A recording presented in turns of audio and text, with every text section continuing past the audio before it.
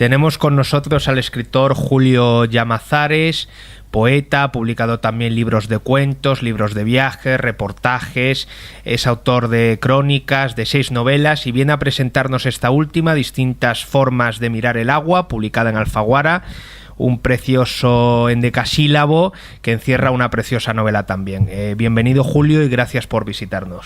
Un placer.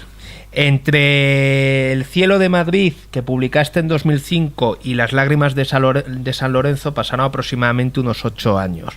Sin embargo, después de Las lágrimas ha pasado muy poco tiempo, y a mí es algo eso que me llamó la atención. Cuando me enteré que acababas de escribir esta novela, que creo que la primera vez que lo leí fue en el Diario de León, que habías terminado una nueva novela, me llamó mucho la atención. ¿Esto a qué se debe? A mí también me llamó la atención porque yo paso por ser seguramente el escritor más lento, uno de los escritores más lentos. Date cuenta que la semana que viene cumplo 60 años, que ya se dice pronto, y he publicado 6 novelas. O sea, mi producción no compite con los japoneses. Y entre novela y novela pasa mucho tiempo. Lo que pasa es que esta novela se me ha cruzado como cuando vas en coche por una carretera y se te cruza un ciervo, un perro, un zorro. Se me ha cruzado en el camino. Era una novela que estaba condenado a escribir tarde o temprano porque es la novela de mi vida, no porque sea mejor ni más importante, sino porque es la más vinculada a una historia que a mí me ha marcado, no sé hasta qué punto, y un día haciendo un ejercicio de estilo, contando casi como un divertimento, una historia que a mí me contaron un día, pues esto empezó como cuando levantas la tapa de un volcán y sale toda la lava sin que puedas pararlo. Así escribí la novela en un año. Cuando El cielo de Madrid estuve 8. O sea, que casi como si te lo hubiesen dictado, ¿no? Sí, esa es la impresión que tengo. La verdad es que, a ver, yo siempre he pensado que las novelas, cuando uno escribe literariamente y vive literariamente, yo distingo escritores literarios y escritores profesionales, mejores o peores, no, ahí no entro, que es la gente que escribe por profesión. Yo escribo por necesidad o por vocación, y escribo cuando me lo pide el alma y cuando me lo pide el cuerpo, ¿no? Y si no me lo pide, no escribo. O sea, tan así. Y yo entonces considero las novelas no como una planificación, no como un acto premeditado de sentarte a una mesa y decir, a ver, ¿qué escribo y de qué? ¿Qué se lleva? ¿Ahora qué hago? No. Para mí una novela es como un tumor emocional que se va formando tu conciencia con el tiempo, y hay un momento en que revienta el tumor, explota el tumor, y toda esa carga emocional sale a la luz. Eso es una novela para mí, y esta novela, ese tumor emocional o sentimental, se ha ido formando a lo largo de toda mi vida prácticamente, desde que tengo uso de razón. El hecho de haberte sentado tan rápido a escribirla tiene que ver, pregunto, con la gran acogida que tuvo tu novela anterior, Las lágrimas de San Lorenzo, que fue una novela que se vendió muy bien, que tuvo muy buenas críticas, que tuvo muy buena repercusión. Quiero decir, ¿eso estimula al escritor también? No. Es más, ni pensé para nada en Las lágrimas de San Lorenzo. De hecho, yo tenía previsto retomar un libro que tengo paralizado, la segunda parte de un viaje por las catedrales de España, que se llama Las rosas de piedra, del que publiqué la primera parte, y tengo pendiente la segunda. Pero un día, casi como relajándome del tsunami de la promoción de Las lágrimas de San Lorenzo, me puse a contar, ya digo, una historia que me contaron en un pueblo de colonización de la tierra de Campos de Palencia, donde fueron a parar mucha gente de los pantanos, del mío y de otros pantanos, y es como cuando tuve la impresión, como cuando tú llevas mucho tiempo escribiendo algo y no ves nada, porque la escritura virtual es humo, y de repente le das a la tecla de imprimir y salen 80 páginas o 200 seguidas. Esa impresión tuve. No pensé ni si en Las lágrimas de San Lorenzo, ni si se había vendido bien o se había vendido mal, o de hecho El cielo de Madrid se vendió mucho mejor que Las lágrimas de San Lorenzo aún, y tardé 7 años en escribir la siguiente. O sea, yo no planifico en esos términos ni lo pienso. Has comentado que es la novela de tu vida porque cuenta un episodio muy vinculado a tu biografía, además un episodio sobre el que muchas veces los periodistas te preguntamos. Yo, de hecho, te entrevisté en alguna otra ocasión con la novela anterior y no te lo quise preguntar porque siempre he pensado, digo, este hombre tiene que estar hasta el gorro de que le pregunten siempre sobre qué se siente al ser de un pueblo, de un sitio al que ya no puedes volver, cómo ha influido esto en su escritura, en su forma de mirar, etcétera. Sin embargo, ahora te descuelgas con esta novela como diciendo, callaos ya, pesaos, aquí tenéis, ¿no? Yo creo que más que para responder a los periodistas es para responderme a mí mismo. Claro. Porque es verdad que las novelas son respuestas a preguntas que nos hacemos o reflexiones a partir de preguntas que nos hacemos. Es cierto lo que tú dices, que yo me he pasado la vida respondiendo a esa pregunta porque a la gente le llama la atención, porque no hay muchos escritores. Seguramente Jesús Moncada, que desapareció ya, que escribió una novela preciosa, Camí de Sirga en catalán, Camino de Sirga en castellano, sobre la construcción del pantano de Mequinenza en Aragón, en la frontera con Cataluña. Y siempre me preguntaban cómo ha influido en ti y en tu escritura el hecho de haber nacido en un lugar que está bajo el agua. Yo, la verdad, es como si a ti te preguntan cómo ha influido en ti el ser de Jaén o haberte cambiado de un lugar a otro. Es evidente que las cosas influyen y marcan, pero no sabes muy bien hasta qué punto. Y esta novela, más que responder a esa pregunta, es una reflexión sobre lo que supone el desarraigo y el destierro, no provisional, sino definitivo, porque la diferencia entre un emigrante o un exiliado que siempre puede volver a su Ítaca personal, el drama de la gente, que son miles de personas en España, no 4. En España hay más de 500 pueblos sumergidos bajo el agua. Es gente que no puede volver físicamente, solo a través de la memoria y de la imaginación, de la ficción en mi caso, y sobre eso quise reflexionar en esta novela. Y Julio, ahora que hablas de Ulises y de regreso a Ítaca, esto entronca directamente con la figura central de la novela, ¿no?, que es Domingo, que pide que una vez que muera su cuerpo se incinere y se depositen las cenizas en ese pantano, en el pantano del Porma, que cubrió, entre otros, el pueblo donde ellos vivían, ¿no? Y entonces es ese regreso a Ítaca, todos los miembros de la familia, estos 17 narradores, 17 miembros de una misma familia, como van contando cada uno, pues su perspectiva de cómo mira cada uno de manera distinta el agua, ¿no?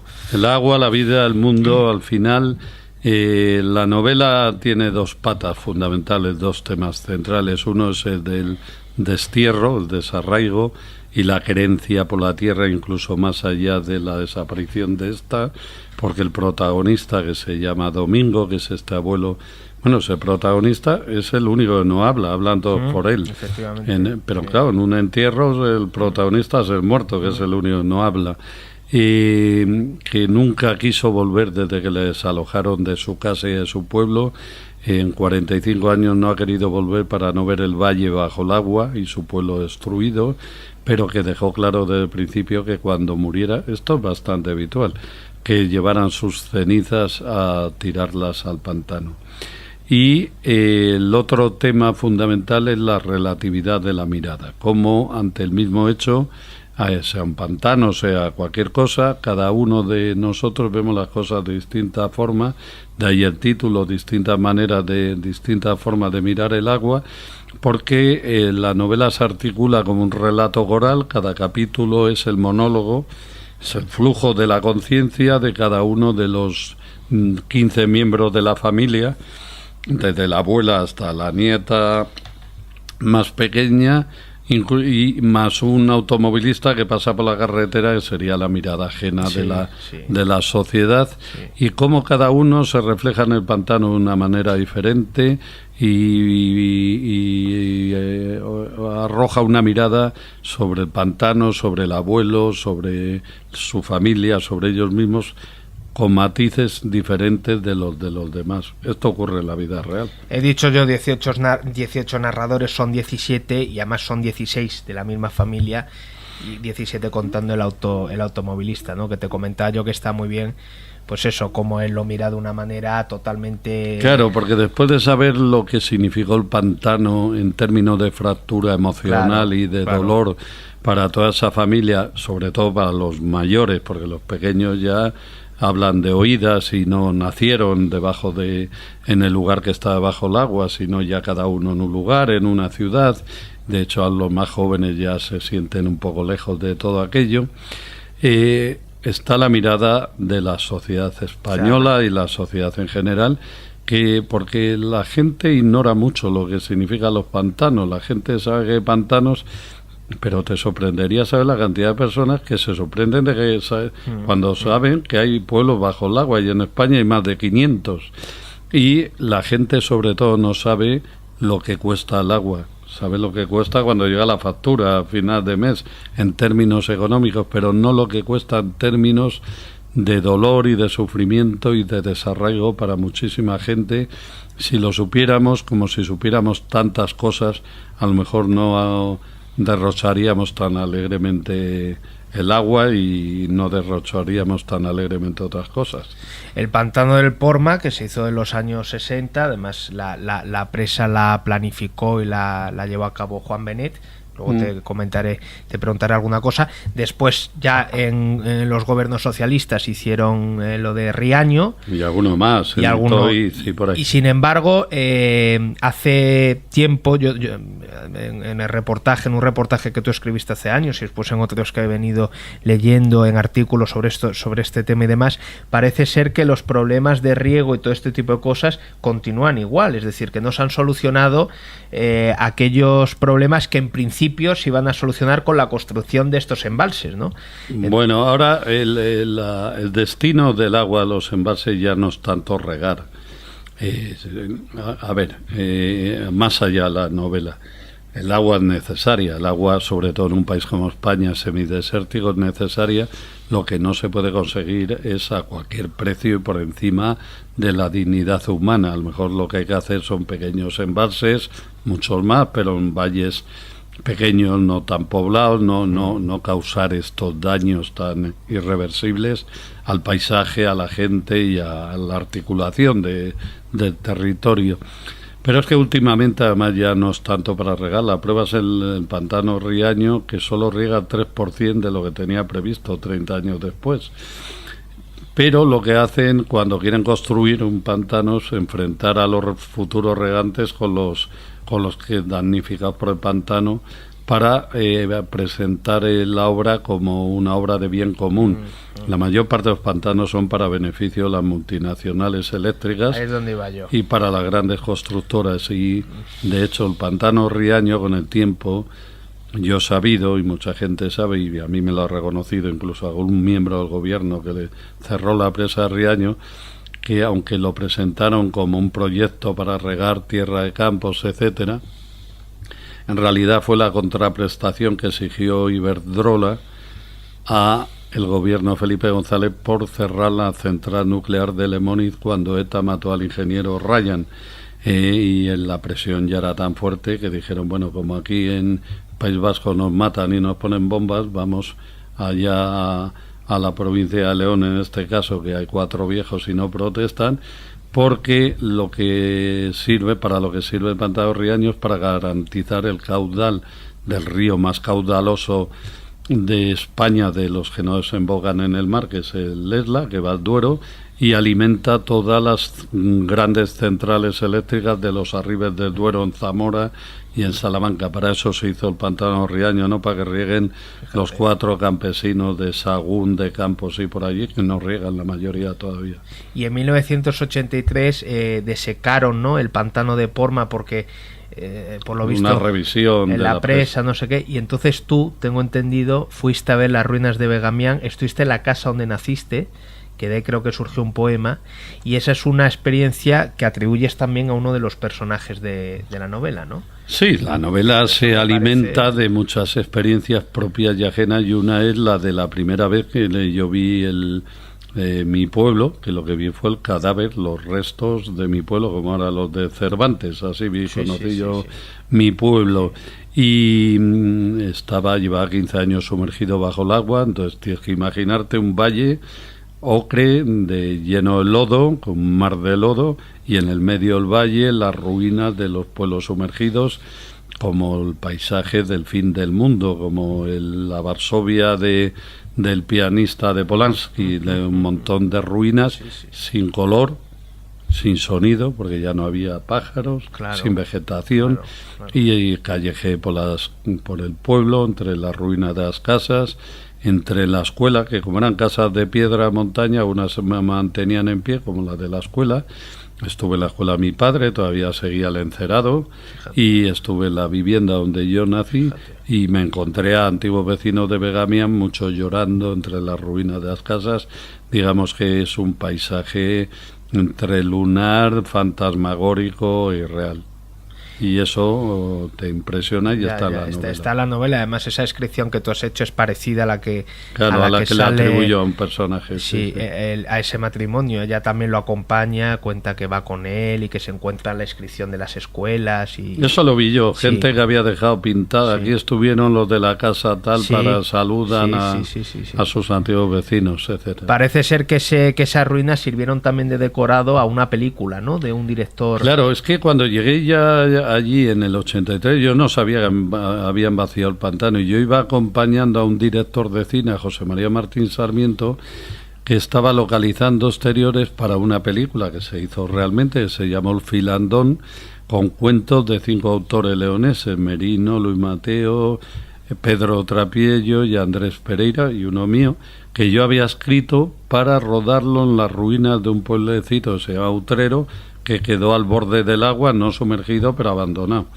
Y cuando llegamos a la presa y subimos, de repente nos encontramos el fin del mundo delante de los ojos. Claro, el director de cine enloqueció, José María Martín Sarmiento, y dijo: íbamos a rodar en las ruinas. Extrañamente le dieron permiso la Confederación del Duero, porque no les gusta mucho que se vean esas cosas, pero nos dieron permiso y rodamos allí una parte de la película que se llamó El Filandón y se rodó en aquel tiempo. Algunos de estos habitantes de estas aldeas, de estos pueblos, aún guardan las llaves de sus casas, a las que ya nunca van a poder volver. Esto a mí me recuerda a los judíos antiguos, descendientes de expulsados de Sefarad y tal, que también las guardan. Incluso en alguna entrevista tú has comentado, ¿no? Hay muchos paralelismos entre los judíos. Es más, yo en algún momento he dicho que los damnificados por los embalses son los judíos españoles del siglo XX, porque vivieron ese destierro como los judíos. Incluso hay muchos paralelismos de que los alojaran luego en barracones en otros lugares, que ellos mismos te dicen: nos llevaron como a los judíos en camiones a otro lugar, nos alojaron en barracones hasta que nos hicieron en los nuevos pueblos de colonización, etcétera. Pero hay un detalle muy simbólico, que de ese que tú te refieres, que es el de las llaves. Los judíos, muchos judíos, guardaron durante siglos, generaciones, las llaves de sus casas en Toledo, en Granada, en Tudela, pensando que alguna vez volverían cuando fueron expulsados de España.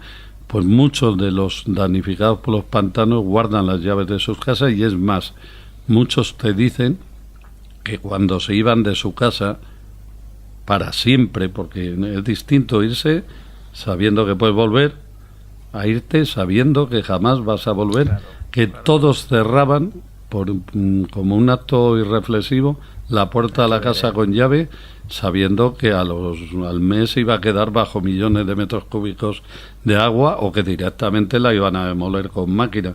Todos cerraban con llave la puerta de sus casas, que es un gesto muy simbólico y muy reflexivo, y muchos guardan todavía las llaves. Yo las he visto en las cocinas de las casas de algunos de mis antiguos vecinos de Begamian. Cuando los vas a visitar, 50 años casi después, tienen la llave colgada con las de sus casas de ahora. Porque es la llave de su memoria, la llave de sus recuerdos. Eso que has dicho, es que sabiendo que no iban a volver, cerraban la puerta, es un gesto muy... Eso te lo dicen todos, incluso... Mira, el otro día iba caminando por la calle en Madrid y me paró un señor que yo no conocía, y me paró y el hombre todo emocionado me saludó, me dijo que había leído, que había comprado no sé cuántas novelas para regalar a toda su familia y tal, y me contó una cosa, dice, y una cosa la que cuentas tú, esto lo hemos hecho nosotros. Me contó que había muerto su madre hace un año, que era un pueblo del Pantano de Riaño, de Anciles, y con las cenizas tiraron al agua del pantano la llave de su casa. Ya había muerto la madre, con las cenizas tiraron la llave de su casa. O sea que uno no inventa nada, sí. Simplemente uno pone voz a lo que hace la gente a la que pertenece. Es de una ironía sangrante, vamos, el hecho de que estos personajes que aparecen en tu novela, basados en fin, la experiencia de tanta gente real, ¿no?, se fueran de un sitio porque iban a construir un embalse, es decir, lo iban a llenar de agua, y se fueran a un sitio que tenía agua y que desecaron para instalarlos allí, ¿no? Que sería la sí, la verdad es que es como una broma, ¿no?, de mal gusto. Es una broma de mal gusto. Muchos fueron ahí, otros están dispersos, algunos por Madrid, otros por fuera de España, incluso en México, en otros lugares. Cada uno emprendió su nueva vida en otro lugar, pero hay gran parte de los damnificados del pantano de Begamián y de Riaño y de otros pantanos de Zamora, de Salamanca, de Guadalajara, que están en un pueblo de colonización en la tierra de Campos de Palencia, cerca de la ciudad de Palencia, que se llama Cascón de la Nava, que ocupa el antiguo lecho de una laguna esteparia que secaron para alojarlos a ellos. Y ahí yo conocí ese pueblo haciendo un reportaje para el País Semanal sobre los 25 años de Riaño, que es un poco el embrión de esta novela. Es el que yo leí. ¿Y qué fue de toda aquella gente? Porque la gente se queda con la anécdota de Franco, queda inaugurado este pantano, sí, y ya está. Pero muy poca gente se pone a pensar, ¿y qué fue de todos esos miles de personas? Y muchos andan por ahí como figuras errantes por el mundo, sobre todo la gente mayor, nunca se ha recuperado del todo, y emprendieron una nueva vida en otros lugares.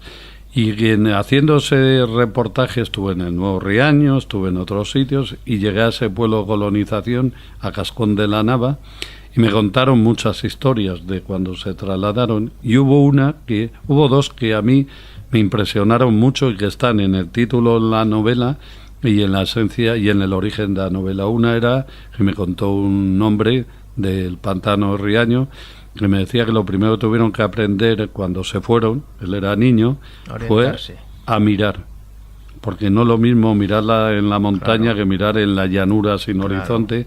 Y dice, y me contaba este hombre que se llama Carlos de Cascón de la Nava, dice, yo vi a mi padre más de una vez desesperarse en medio de la llanura con el carro o con el tractor, con lo que llevaran, porque no encontraba las fincas, porque era gente que había perdido el norte, el sur, el este y el oeste, y no solo metafóricamente, realmente, porque la montaña salían, veían tal montaña y tal otra, ya sabían para dónde tenían que ir. Y otra historia que me contaron, que fue la que empecé a hacer como un ejercicio de estilo un día hace 2 años y medio, y de ahí brotó como un manantial, que fue esta novela, que es una historia que me contó una señora de los primeros que llegaron a la laguna, cuando todavía no estaba construido el pueblo y había simplemente 8 o 10 barracones en medio de la llanura, que como todavía no estaba bien drenada la laguna, cuando llovía mucho volvía a aflorar el agua, y que había gente que vivían en barracones varias familias, como los judíos decían, y había gente que dormía con la mano colgando de la cama por si subía mucho el agua, para mojarse la mano y despertarse y salir corriendo de la laguna. Y esa historia un día empecé como a contarla, a escribirla como si fuera un cuento, y de repente brotó, pues ya te digo, como la lava de un volcán, toda la novela. Que eso lo cuentas aquí y lo pones en la voz de la viuda, ¿no? De la madre, de la abuela. Que es como empieza. Como empieza la novela. No. Te comentaba antes, la novela cierra con una cita de Benet, una especie de homenaje a Benet, que fue el ingeniero que planificó esta presa. De hecho, creo que lleva su nombre, ¿no?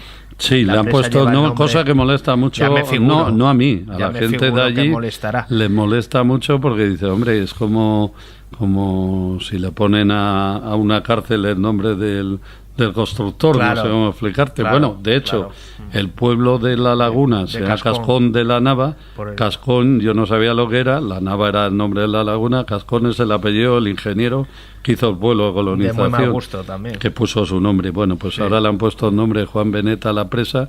A mí no me parece ni mal ni bien, estas cosas no tienen mayor importancia, pero hay gente que le molesta. Bueno, pues al final de la novela, como digo, hay una cita de Benet y en alguna entrevista he leído que él te decía, tenía interés en conocerte, ¿no? Cuando tú empezaste a despuntar y tal, a tener éxito y lo primero que te espetó, una de las primeras cosas que te dijo fue: tú eres escritor gracias a mí, y que con el tiempo has tenido que darle la razón, ¿no?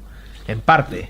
Bueno, en parte y en todo, en el significado, no en el significante, porque lo decía un poco como provocación. Ya supongo. Juan Benet, a Juan Benet le marcó mucho la presa del Porma, también como a mí, por otro motivo. A él porque fue la primera que dirigió como ingeniero. Y luego también porque mientras la construía comenzó a escribir Volverás a Región, que es la esencia de esta novela también. Esta se podía haber titulado Es alguien que vuelva a Región, que es ese mundo mítico literario que le inaugura con Volverás a Región, que es el escenario, el Valle del Porma, el escenario de esta novela. Pasados los años, Benet ya era un escritor muy prestigioso en Madrid, y empezó a oír que había un joven poeta, que era yo entonces, en los años 80, que era de Begamián, y entonces le llamó mucho la atención, me consta, por gente que le andaba con él, y quería conocerme. Y un día coincidimos en un bar, porque Benet frecuentaba la noche, y yo entonces ni te cuento, y coincidimos en un bar, me miró arriba abajo, porque Benet era un personaje muy peculiar, cultivaba una imagen distante, arrogante, despectiva, que luego yo creo que era toda una máscara, y me miró arriba abajo. Yo era un chaval de 26, 27 años y él era un señor de 60 y pico y de gran prestigio, y me dijo: o sea que tú eres escritor gracias a mí. Y yo le contesté, me sentó fatal, y dije: y tú eres un gilipollas. ¿No te pidió el billete de tren? No. Esta broma que hacía. No, y se acabó ahí la conversación. Pero luego coincidí con él unas cuantas veces, y cuando no iba con el séquito que le rodeaba habitualmente, conmigo fue muy cariñoso, y yo creo que me tenía hasta cierto aprecio, y hablamos muchas veces de Begamián, del Porma, de muchas cosas. Cuando iba rodeado de Javier Marías y Villena y toda la troupe que le hacía el rendezvous, se convertía en un hombre bastante intratable. Cuando estaba solo era un hombre cariñoso y hasta muy cercano, por lo menos conmigo. Distintas formas de mirar el agua, que podría haberse llamado también Volverás a Ferreras, por ejemplo. Claro, que es el pueblo. Una novela muy hermosa que yo les recomiendo, la tienen que leer, y una vez que lean esta, pues les recomiendo que se pongan a leer toda la obra de Julio. Pueden leer Las lágrimas de San Lorenzo, Escenas de cine mudo, La lluvia amarilla, en fin.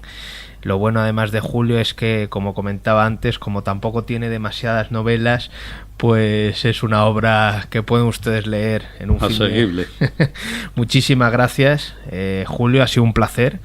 También para mí. Y de verdad que la novela merece mucho la pena, esta y los otros libros de Julio Llamazares. Gracias.